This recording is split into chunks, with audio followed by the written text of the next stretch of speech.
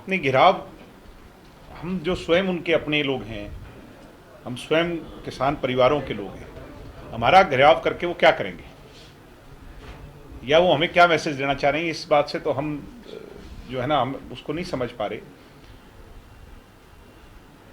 आज विषय ये है कि हम उनकी समस्या को जानते हैं, उनकी समस्या को निरंतर केंद्र की सरकार के साथ संपर्क में रह करके उठा रहे हैं।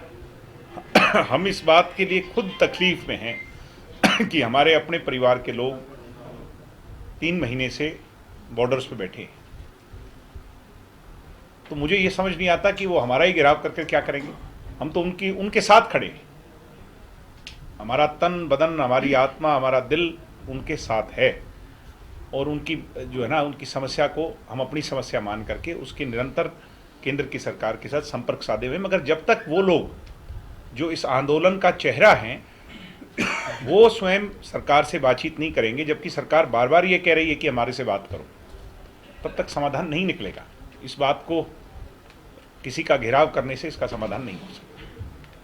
उनका किसानों का यही कहना है कि दुष्यंत चौटाला और चौधरी रणजीत सिंह हरियाणा सरकार के पार्टनर हैं, मंत्री हैं, जल्द इस्तीफा दे ताकि हरियाणा की बीजेपी सरकार गिर जाए और सेंटर पर दबाव बने ताकि ये किसी कानून रद्द हो सके। ये तो उन लोगों की बात है जो भूपेंद्र हुड्डा को मुख्यमंत्री देखना चाहते हैं। भूपेंद्र हुड्डा की सोच ये है कि इस किसान आंदोलन को मोहरा बनाकर, किसानों के कंधे पर बंदूक रख करके इस सरकार को कैसे गिराया जाए और इसकी एवज में अपनी सरकार कैसे बना ली जाए। ये उनके स्पॉन्सर्ड लोग हैं, मैं बिल्कुल खुले तौर पे कह रहा हूं और मुझे कोई संकोच नहीं, वो बुरा माने या भला माने।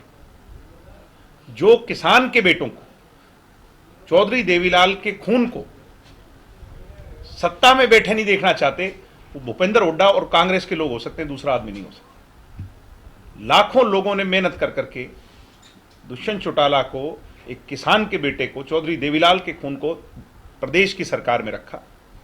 आज पेंशन बढ़ाने की बात हो रही है, आज 75% आरक्षण की बात हो रही है, आज युवाओं को रोजगार की बात हो रही है। अगर दुष्यंत वहां नहीं रहेगा तो फिर वाड्रा जैसे लोग इस हरियाणा प्रदेश की जड़ों को खंगाल लेंगे।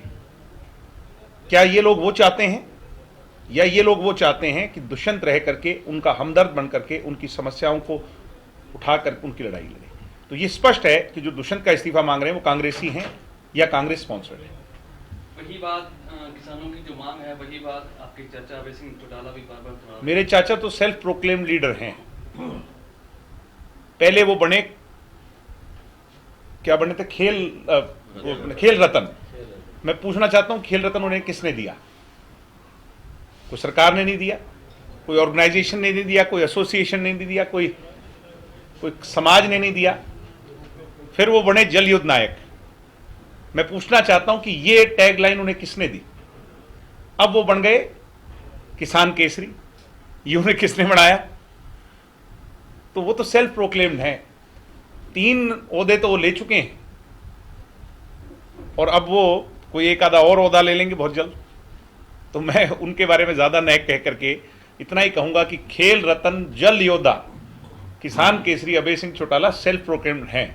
वो इस नाम को और कितना लंबा खींच लें, उनकी पार्टी और उनका जो ग्राफ है वो शून्य था, शून्य है और शून्य रहेगा, क्योंकि उन्होंने चौधरी देवीलाल जी की विचारधारा से हटकर एक अलग लकीर खींच दी जिससे वो आगे नहीं बढ़ पाए।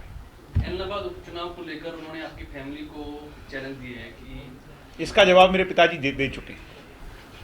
तो अशोक तंवर ने भी एक नई पार्टी बनाई है, अपना भारत मोर्चा जी, मैं उन्हें शुभकामनाएं दूंगा। सबको डेमोक्रेसी में रह करके अपनी बात रखने का अधिकार है और उन्होंने हमारी चुनाव में रहते बहुत मदद की। हम उस बात के लिए सदैव उनके आभारी हैं। वो आगे बढ़े, उनके लिए शुभकामनाएं। लेकिन आज अशोक तंवर ने ये कहा है कि जसपा को उन्होंने सपोर्ट किया था बीजेपी के खिलाफ जी, लेकिन आज जसपा बीजेपी क्या उन्होंने हमें कांग्रेस के लिए सपोर्ट किया था क्या? ये सवाल भी आपको पूछना चाहिए उनसे। आज उन्होंने ये भी कहा है कि मैं भूपेंद्र सिंह हुड्डा के खिलाफ करते बोलूंगा। वही तो सबसे बड़े दुश्मन तो उनके भूपेंद्र हुड्डा हैं। अगर हम सरकार में ना आते तो भूपेंद्र हुड्डा मुख्यमंत्री बन जाते, तो क्या अशोक तंवर जी ये चाहेंगे कि भूपेंद्र हुड्डा मुख्यमंत्री बने?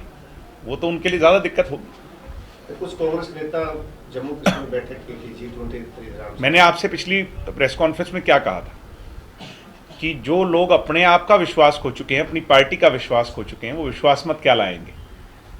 ये G23 जैसे पहले कांग्रेस का हाल था सीताराम केसरी के समय पर, और अन्य उससे पहले भी हमने सिर्फ सुना है, देखा तो नहीं। कांग्रेस की जो फ्रैक्शंस थी वो कांग्रेस को ले बैठी थी।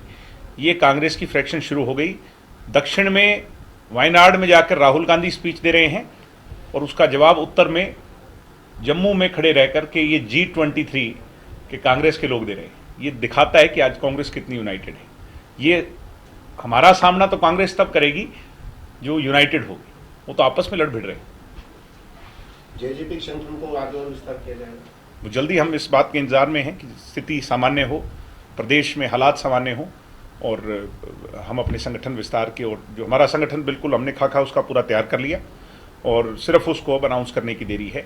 मगर ऐसे हालातों में किसी भी चीज़ की अनाउंसमेंट या कोई भी जो है ना वो नहीं हो सकता, क्योंकि जब एक तरफ किसान परेशान हो, किसान अपनी समस्या को लेकर के संघर्षरत हों, ऐसे टाइम पे कोई भी अनाउंसमेंट नहीं होगी।